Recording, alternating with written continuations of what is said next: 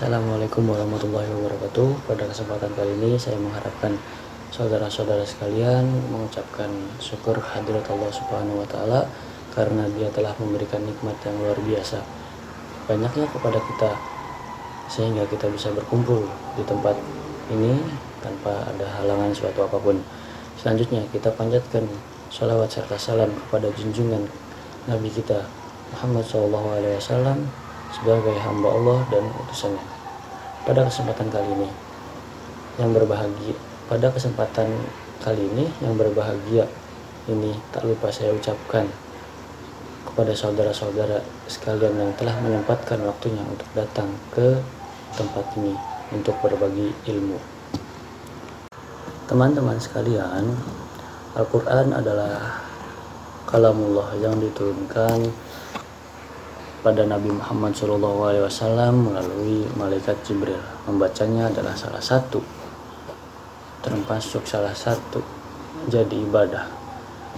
Sebagaimana kita ketahui bahwa Al-Quran adalah sebagai petunjuk bagi umat manusia dan penjelasan di antara yang hak dan yang batil. Begitu pula sarana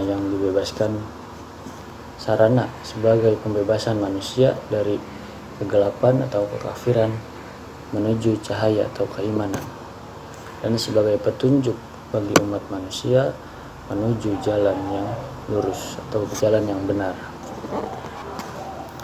Membaca Al-Quran mempunyai banyak fadilah yang bagi kaum muslimin. Di antaranya adalah sebagaimana yang kita ketahui dan yang dijelaskan oleh Nabi dalam hadisnya, yang artinya sesungguhnya membaca Al-Quran adalah sebaik-baiknya ibadah.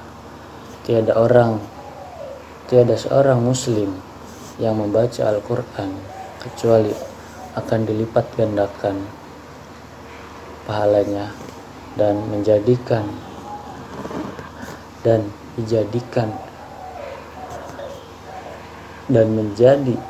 dekat kepada Allah Subhanahu wa taala. Rasulullah SAW menganjurkan kepada kita untuk meminta perlindungan kepada Allah Subhanahu wa taala. Setiap kita ingin membaca Al-Quran, entah kita dimanapun kita berada, kita selalu meminta perlindungan kepada Allah Subhanahu wa taala dan selalu berpegang teguh padanya di setiap saat. Kitab suci Al-Quran tidak diturunkan secara sistematis sebagaimana karya ilmiah, tetapi Al-Quran kalamullah yang diturunkan secara berangsur-angsur. Menurut satu riwayat, diturunkan secara berangsur-angsur selama 22 tahun, 2 bulan, 22 hari, yaitu mulai dari malam 17 Ramadan hingga tahun 41 kelahiran Nabi besar Muhammad SAW sampai 9 Zulhijjah atau Haji atau bertepatan pada Haji Wada.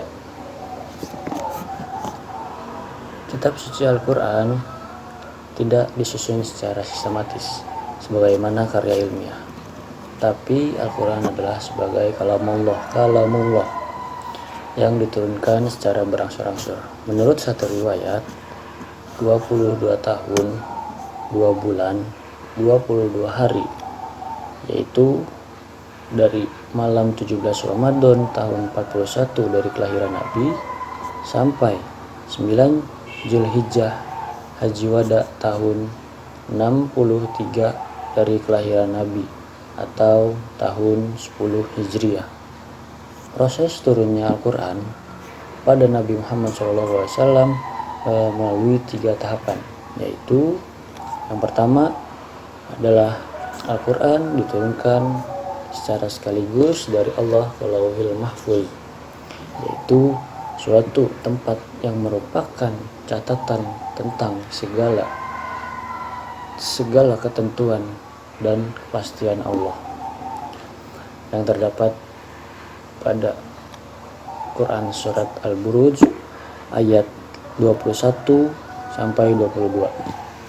Yang kedua, tahapan yang kedua yaitu Al-Quran diturunkan dari Lauhil Mahfuz ke Baitul Izzah, di mana tempat yang berada di langit di dunia. Proses kedua ini disyaratkan Allah dalam surat Al-Qadar ayat 1, yang artinya, sesungguhnya kami telah menurunkan Al-Quran pada malam kemuliaan. Selanjutnya tahap ketiga, Al-Quran diturunkan dari Baitul Izzah ke dalam hati Nabi Muhammad SAW dengan jalan berangsur-angsur sesuai dengan kebutuhan. Ada kalanya satu ayat, 2 ayat, dan bahkan kadang-kadang 1 surat. Mengenai proses turun terhadap dalam 3 tahapan disyaratkan Quran surat Asy-Syura ayat 193 sampai 195. Al-Quran adalah sebagai pedoman hidup bagi umat Islam. Oleh karena itu, kita sebagai umat muslim harus mengkaji dan memahami serta mengamalkan dalam kehidupan sehari-hari.